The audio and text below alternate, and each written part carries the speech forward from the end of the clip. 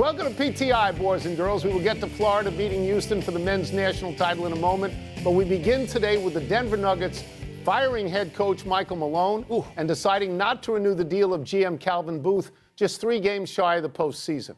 The Nuggets have lost 4 straight, but all were without injured star Jamal Murray. The team is 15 games over 500. It's in 4th in the West, and Malone led it to the title just 2 seasons ago. So, Wilbon, does this move make sense to you? Hell no. This makes no sense to me. Michael Malone and that team, while they have not been exactly what they want to be this year, we're not in the playoffs yet. They can still finish with home court advantage for a first-round playoff series.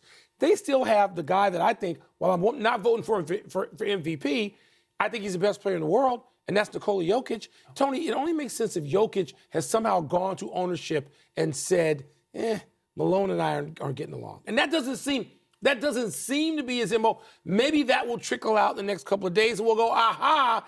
But Tony, short of that, and it's not like Jokic is playing with a bunch of first team all NBA or second team or third team or even all-stars, because he's not. So they're not underachieving. I don't have them winning this year, but they won a year and a half ago. No, does it make sense to you? Well, you know a lot more about the league than I do, and you know a lot more about the team than I do. But if I understand this, they're firing a guy who just 2 years ago won an NBA title. They're replacing him with a guy who has never been a head coach in the pros or in college, and they're doing it with 3 games left. And you say to yourself, wait, this isn't hockey? This isn't Lou Lamoriello? Do you really think that this is going to help the squad? And I would say I don't help the squad. But I don't think it was going to help the squad. I have nothing really intelligent to say about it other than it seems like a desperate move. So you take a step back. Either desperate or petty. Right, you take a step back. And 2 things occur to you on the step back. One is Michael Malone this poisonous? Does he radiate toxicity and you had to get rid of him now? And the second thing is what you said. Does Jokic go to management and say, I don't want this? The way Antetokounmpo went to management in Milwaukee. The way LeBron has gone. Yeah, and they say, no, I don't. So, because if that's the case, that's different. But I would ask you, you have your ear to the ground on the league. Had you heard anything? No, I know there's sort of been a power struggle, and there have been the talk of that. And Calvin Booth, who we got to know a little bit here in Washington when he was here, and seemed to do a good job. No, they don't have the kind of talent that overwhelmingly says, oh, the coach has to be doing better. Right. They don't have that. But there have been hints of some sort of power struggle. But that's far cry from get out with 3 games to go. How can you? And there's no clear favorite other than OKC in the West. How do you prepare for the playoffs under this sort of turmoil? To me, the only thing I would take away is this. I would not bet on Denver. Now, I would stay away from Denver. You have to. I don't think you're going to get, maybe you will, maybe in the first 2 or 3 games they're going to be great, but I think long-term this has to be destructive. No, this is not like with Michigan some years ago before the tournament. Right. Replay. You know, this is not that. With Bill Frieder and Steve Fisher. You got to go into this. It's a grind. It's a haul. It's a whole additional season. And you're going to go in this with a guy who hasn't been a head coach. Yeah. All right, we move now to last night's nail-biting ending of the national championship game as Florida beat Houston 65-63. And I was rooting for Kelvin Sampson because I know him, and I don't know the Florida coach or Florida people. And I was rooting for Kelvin Sampson because I thought what he's done consistently every year, not just this year, put them in position to win, to come back against Duke.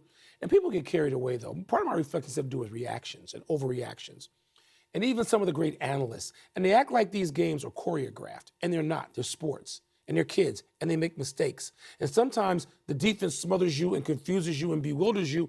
And you don't set the screen or the back screen. Or you don't re-screen. Or you don't do some of the things that all these adult 60-year-old people are saying these kids must do under the pressure of the moment.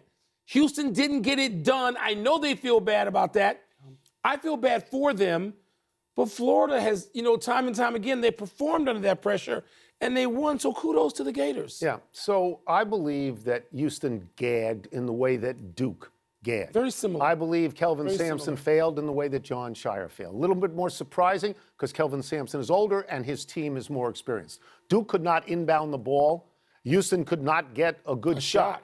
Both teams squandered their possessions late. Oh, yeah. Both teams could have won, and I would tell you probably should have won those games. Yeah. But I talked to you yesterday. I believe I got this right. I told you I was picking Florida because Florida throughout this tournament had been down by large margins and had come back to win. For example, 10 points to Texas Tech late, 9 points to Auburn late, 12 points last night to Houston late, and each time Florida won, they don't gag.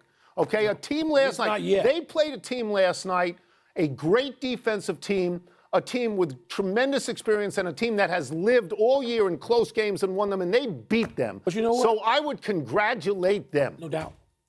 I looked at last night's game, though, and, first of all, Walter Clayton, they held him down. But when they needed Houston him in did the a second great job. half, He made 3 baskets that mattered. Yeah. He did. Late. But I'm saying, okay, but when they win, we think Walter Clayton's going to be a real pro, and for that team to hold him down for 35 minutes they're a great is a credit. team. Yes. Yeah, they are. And so I'm not, you know what? I'm not going to get into blaming Houston too much. As you know, I told you, I'm not going to blame Duke too much. Should they have won? I agree with you. Yeah, I think that each of those teams should have won. But you know what? Houston doesn't have a great player. When they cut in the camera cut to Akeem, that's a great player who used to wear a Houston uniform. Here's an interesting little statistic. Houston has been in the Final Four 7 times. Yeah. They've never won. It's the most amount of being in the Final Four without a victory. And they did not win with Akeem. But every team that beats them in the Final Four wins the national championship, whether it's the semis or the finals. Yeah, whether it is. I feel for them just a little bit. I do. Let's go to the Lakers, big boy time. They play tonight, again in Oklahoma City. Then tomorrow night in Dallas.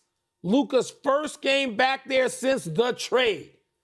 The Lakers have put out a voluminous injury report for tonight. Rui Hachimura is out. Luka, LeBron, Austin Reeves, Dorian Finney-Smith, and Gabe Vincent were all questionable, but an hour ago were upgraded to probable. The Lakers have 4 games left, Tony, and could finish anywhere from 2nd to 8th, which is a play-in spot.